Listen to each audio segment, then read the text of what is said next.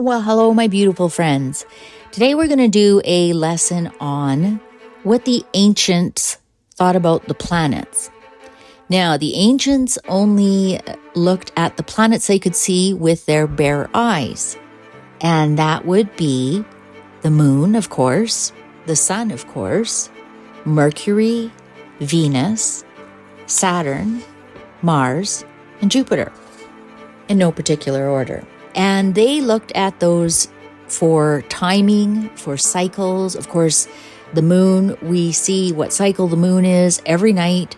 Every day we see what cycle the sun is. The sun is in a cycle. It's bright and then it's dark. It's bright and then it's dark. We see the seasons are in a cycle. So the ancients, and when I say ancients, the ancient magi and the sages and the teachings that have been brought down from the mists of time, they showed us that the planets actually are teaching us a cycle. Not that a planet, that Jupiter doesn't look down and look at you and go, oh, I'm going to mess up your day today. No, not like that. It's like, what can we learn from these cycles? And over years and over recording, they discovered, for example, you don't plant seeds in the winter because they aren't going to grow. And of course, you don't plant them in the heat of the day because they're going to need water. You have to find the exact proper time to plant seeds if you want a bountiful harvest. So they looked at everything, and this is what they came up with. And to tell you the truth, nobody's come up with a better system. So I'm going to teach you about this system. So first of all, you can see the 7 major planets in the days of our week. And so we have Sunday, the day of the sun. The day of the sun, you never start anything. You think to yourself, think about, like, if you go back to the analogy, you do not plant a seed in the heat of the day because it might get burnt, it might shrivel up. So on Sundays, you never start anything. You don't plant any seeds on Sunday. Monday, the moon, well, now we have too much water because the moon is water.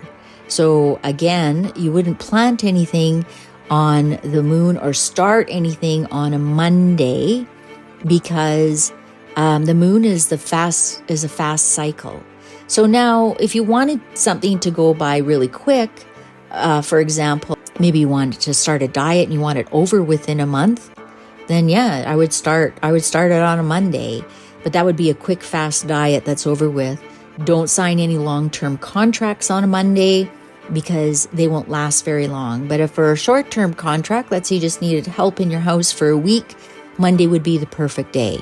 So think Monday is fast, watery. So what does water do? It dissolves. So for example, I wouldn't buy any stocks on a Monday because they're going to dissolve, which means they could either go down or things like that.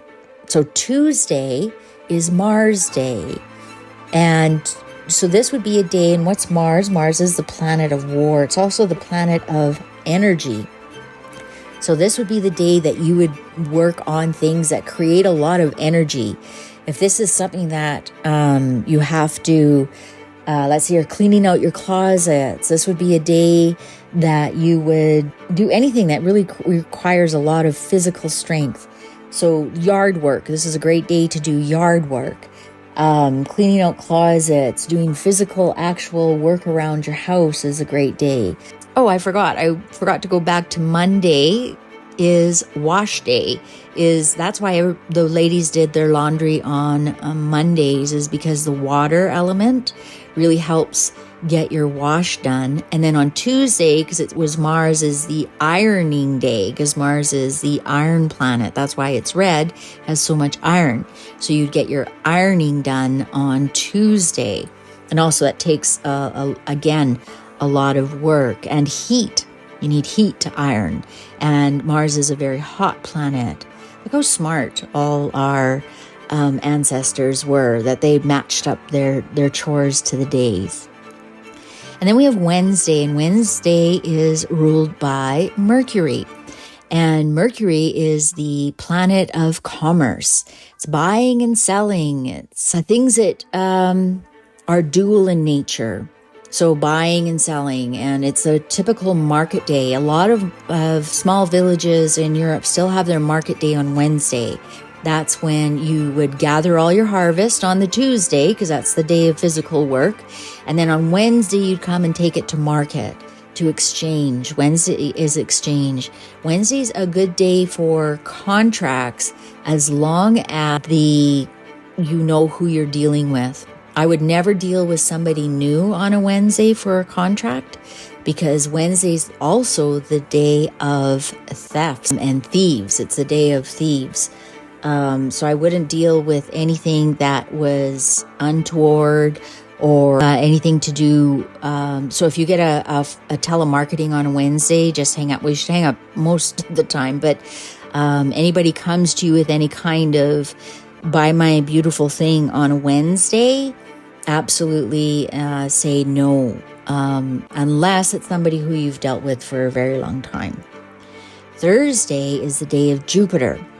And Jupiter is the biggest planet other than the sun in our solar system, and it is expand. So Thursday is, you would never go into debt on a Thursday, because that debt is just going to expand and expand and expand. It's not a good day to even dealing with debts, but it is a great day for investments.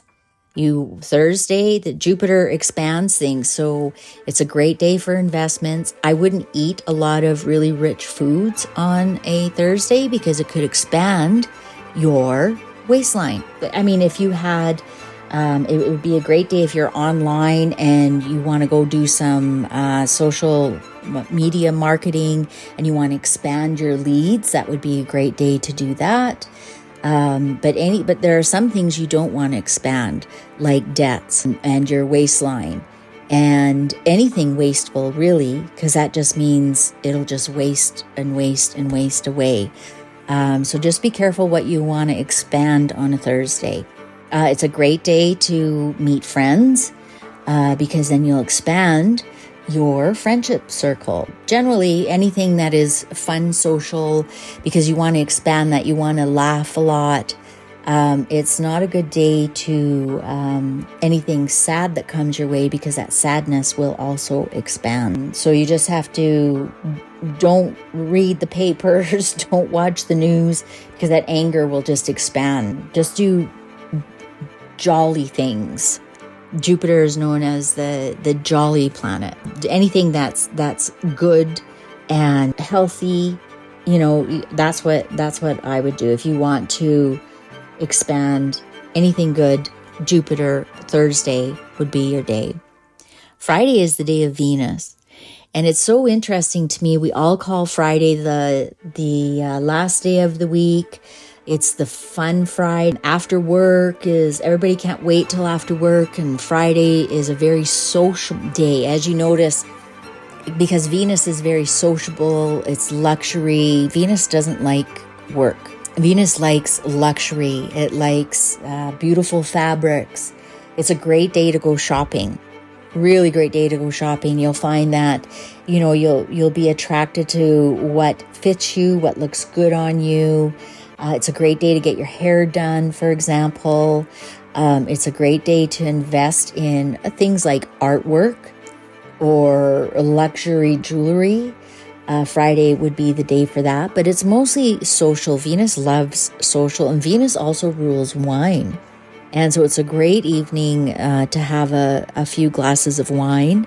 I just find it fascinating that in Western society, Friday night, it's the weekend. It starts the weekend and people are in good moods. And interestingly enough, paydays are usually on a Friday as well. So then we can take that money and go shopping for that beautiful item that we want. It's not bad for investments, especially if you're investing in luxury items. But mostly it's for social. Great day to meet up with friends. If somebody comes into your life in purely a social way, that person's going to be very good for you.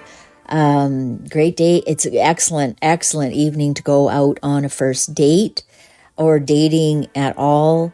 It's a great time to do that. And then we have Saturday. And Saturday is Saturn's day.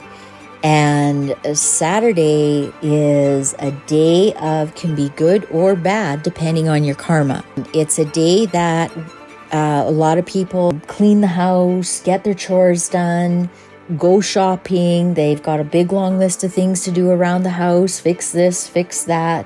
I'm not saying it's bad, it's just Saturn's the taskmaster. So you might feel like on Saturday your list of things to do expands, or it contracts. Let's say you have a lot of things to do and all of a sudden you can't find your hammer. So it contracts your list of things to do to carry it over. It's interesting because a lot of people get married on a Saturday in the Western world, and it's really not the best day to get married. The best time to get married would be on Friday evening. Or if you're going to get married on a Saturday, do it in the evening when we start to move out of the noon of Saturn, which is the high point of the day. But Saturn is the taskmaster. And I'm almost wondering if that's why we have so many divorces, because so many people get married on a Saturday, that the marriage just becomes a big task. And a lot of the marriages that we're now seeing that, have 50, 60, 70 years, they actually got married on Wednesday, which is the ancient day to get married on the Wednesday, because it's Mercury, which is the commerce, and brides used to be sold, right? The bride used to be sold and there'd be a dowry and whatnot. So that was always done on a Wednesday. And that's where we get partially the word Wednesday from. And I often wonder if we are seeing the rash of divorces because so many people are getting married on a Saturday, and then especially around noon, and the marriage then becomes a taskmaster rather than the joyful experience that we are. I can't even finish saying it. Anyways, I am happily married. It's not always as joyful. It's not happily ever after. It can be happy, but it's not always. And thank God, because life is 50-50. If you didn't know the bad times, you wouldn't know the good times. All right. So that explains our days. And those that are just, I explain more and more. I go into very, very extreme detail about that within the super secret society that you can only hear about on the webpage, Mystical Fortunes. Now I'm going to go into a little bit about our lifetime, how the planets affect our lifetime. And this is just going to be a quick summary. And this is over the course of our life. So from 0 to age 4, our life is ruled by the moon. And what does the moon do? The moon reflects, and the moon reflects the sun. And the sun is the father figure in all the planets. But we look at the reflection of other people to learn things. We also rely on our intuition. The moon is the intuition. We rely on our instincts. The moon is intuition, instinct. It is reflective. It's a mirror of the sun. So we look at this mirror as we are reflecting what people are teaching us. They teach us how to eat. We see them eat and we want to eat. We see them walk and we want to walk. We see them talk and we want to talk. We learn to communicate through mimicking other people. And the moon reflects. And as the moon is ruling us from 0 to age 4, we are just mirroring what is being reflected to us in other people. And around age 4, now we can start to learn. We have the basics of language and the basics of what it means to be a little human being, because we are reflecting what our parents have taught us up to age 4. Our subconscious, which is also the moon, is reflected in our subconscious, is just absorbing everything, just as the moon absorbs light. Moon doesn't give out any light, it absorbs light, and so is our subconscious. Our subconscious is absorbing all that light. Our conscious mind, our senses, is showing our subconscious. So our five senses is mirroring the outside world for our subconscious, which is absorbing all of that. Then we go on to stage 2, which is Mercury, which is ages approximately 4 to 14. The planets don't run on a clock. This is approximate. So your moon might go 0 to 3 if you're extremely intelligent, or the moon might go to age 5 if you are growing up in difficult circumstances. It doesn't run on a clock. These ages are approximate. But next we go into Mercury, ages 4 to 14. And Mercury rules the mind, intellectual, bargaining, and again, mischief. And what did I say? It also rules thieves. So, of course, what are we doing from age 4 to 5? We start kindergarten, we start school. We go all the way to 14, which generally gets us to about junior high. And this is where we learn everything we need to become an adult. This is where we learn reading, writing. We learn to get along with each other. We learn how to bargain with each other. That's what I mean by getting along. We also get into a little bit of mischief. Maybe, if we see somebody we like, we punch them, or maybe we also learn how to lie at this point. We've shedded the innocence of the toddler, and now we're becoming a child. And sometimes children will become a little bit devious to get what they want. Yes, Mom, I ate my broccoli, and here you fed it to the dog. This is also, you start to later in the Mercury stage, because Mercury is the hermaphrodite, and Mercury covers both sexes. So we might start to discover the other sex. We might start to discover our feelings, maybe things, by the time we hit 14. I mean, my son played hockey, and some 14-year-olds had beards, and other 14-year-old boys were still, small, little. They hadn't even started. So again, you do it for you, how this is over your life. So whenever you started puberty is when your next stage started. And your next stage is Venus. And Venus is age 14 to 22. And this is the adolescent years. You're emotional, you're confused. This is young adulthood. You want Venus, also is the planet of love. You want to you maybe have your first boyfriend or girlfriend. This is very hormonal. You also start to realize the different luxuries you want in life. You might start dabbling in alcohol. And I find it interesting that generally around the world, 16 to 21 is the legal age for starting to drink alcohol, depending on where you live. So you might start to enjoy alcohol. Maybe you have your first job and you learn about money, and you learn about spending money and how to handle money. And you are starting to see more with your outside eyes how Venus loves luxury and the outside world. And you start to notice more of the outside world.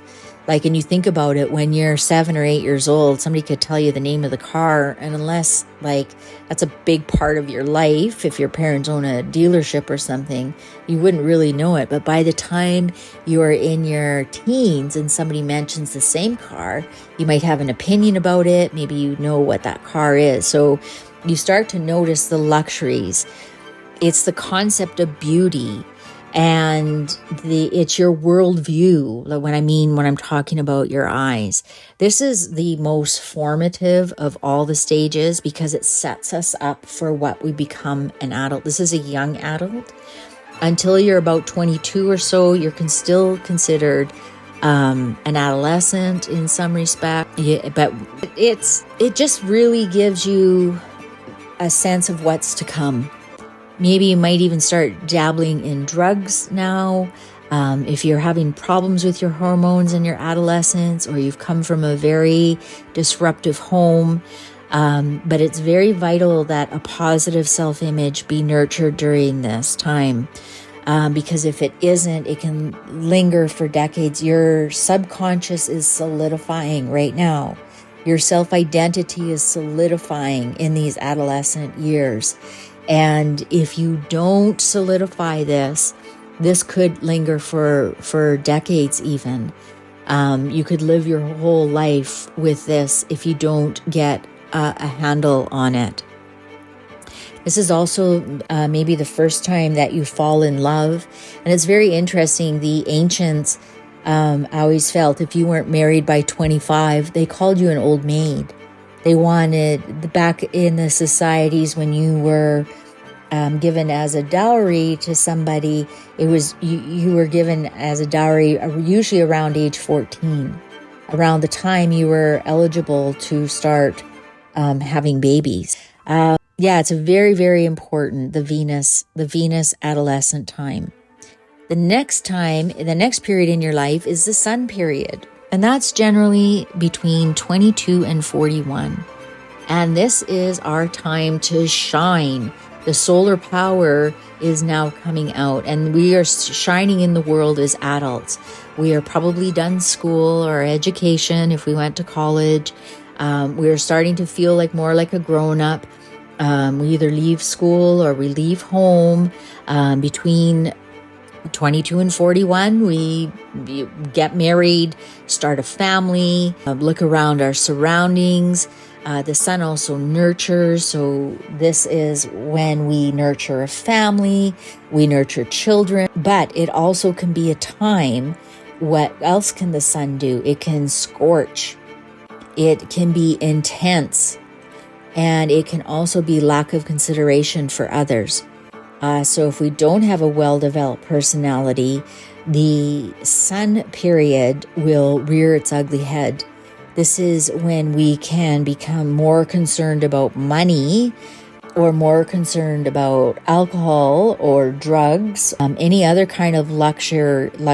But it just can be, the Sun can be either way. The Sun can help grow things, or it can burn things down. So this is why it was so important to develop this in the Venus period, whether you are going to become a person who nurtures and grows and does well in the world, or you just burn everything down. And the reason why it's so important that you sort this out in the Sun is because the next period is Mars. And this is 41 to 55-ish. And during this cycle, we should be as active as possible and fight for the things that we believe in, because the Mars is the planet of war. And if you interesting that 41 to 55 approximately, this is also the midlife crisis. So if we don't like the life that we have nurtured, we will go to war, which is we will divorce, we will burn it all down to start again. That's why so many divorces also happen during this time, during the Mars period. You wonder, is this all there is? Maybe things aren't growing that well in your harvest. Maybe you're having problems with your children. Maybe you've been struggling with money. And this is where the Venus, Mars and Venus, this is where the Venus maladies show up in the Mars time. You can use the Sun time to turn around your Venus period, but if you don't, it's going to rear its ugly head during your Mars time. And this is when we are dissatisfied, and because we didn't fix all those things. And it's just easier to project our woes onto other people than to look inside and fix ourselves. We think divorcing our spouse and getting this new young hot thing, getting the fancy car, that's all external, rather than the fight that's inside, the war that's going on inside. Now, on the other hand, if you do have a well-developed life up until this point, you've done well in your career, you have a family that's healthy and growing, and you're nurturing it and you're doing well, now is the time because you've planted all that. Now is the harvest that now you can get more into volunteering. You can go out and help the community as a whole. And again, you should be and fight for the things that you believe in. This would be a great time to go into politics, for example, because especially if you do have a well-developed foundation. The next stage is ages 55 to 67, and that's the Jupiter age. And now this is when things expand. And generally, this is when you have the best years of your money-making life. And I know that our retirement age is generally 65 in our society or younger, but really you should work right till you're 67 during your Jupiter lucky years. It is a giver. During our Jupiter stage, we are a master of our pursuits. We have mastered our lives. Maybe now is the time our children are leaving home and maybe we're becoming grandparents, and now we are now mastering to them how to be a parent. We are now at the pinnacle of our career. We're at the pinnacle of our earning stage. But it's also Jupiter. We can expand our spirituality because we know we're coming to the end of our life. And this is a time, if we develop some volunteerism in our Mars time, now is the time we've got the extra funds to give more to our spiritual pursuits. We can go on, we can travel. Jupiter's also the planet of travel. This is a great time to travel. You'll see things with such different eyes than if you traveled when you were 21, let's say. Now you see the wisdom of things. You want to actually travel and maybe not vacation as much.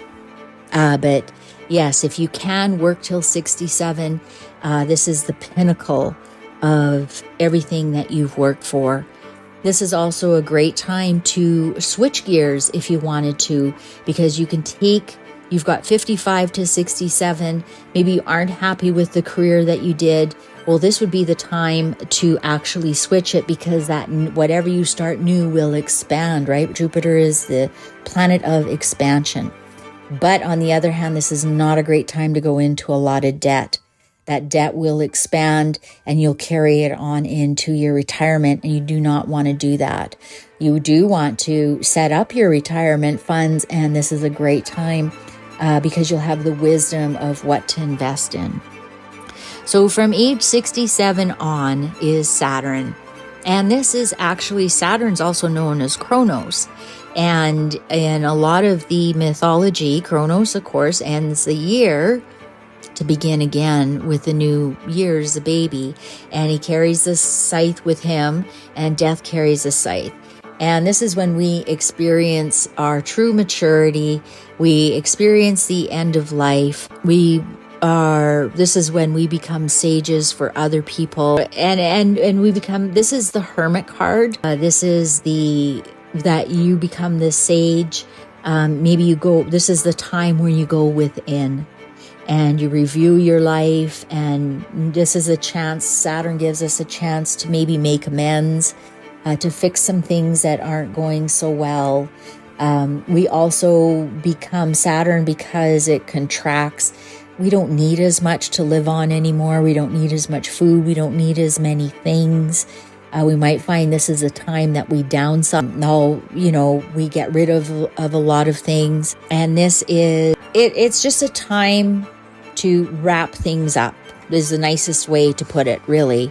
But this can be, if you haven't lived a life or fixed a lot of things in those previous chances that the other planets have given you, it can be a time of bitterness and regret. It might be a lot of things. I wish I would have done this. I wish I would have done that. And Saturn's there to show you where you did go wrong, but it also will give you a second chance. That to show you the past is the past.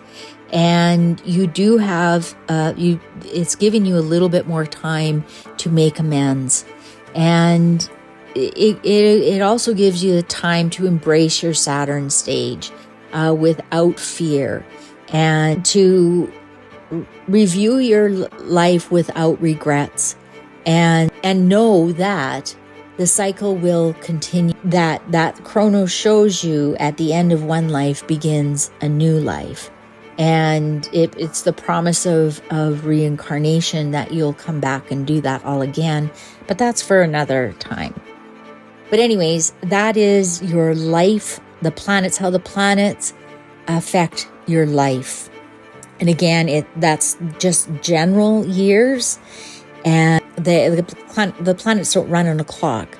And I'm sure if you look back, you can fit those planets and those into your life, no matter where you are. So for example, I'm in my Jupiter stage between ages 55, 67, and I've created this website and this program to pass on all of my wisdom and to make sure that I'm at the pinnacle of the wisdom, that I'm passing it on, that I make sure that I do not die with a regret, to die with all these secrets within me, knowing I could have helped this many people. So I'm trying to expand. I'm in my Jupiter time, so I'm expanding my knowledge out to other people. So that is about it for the planets right now.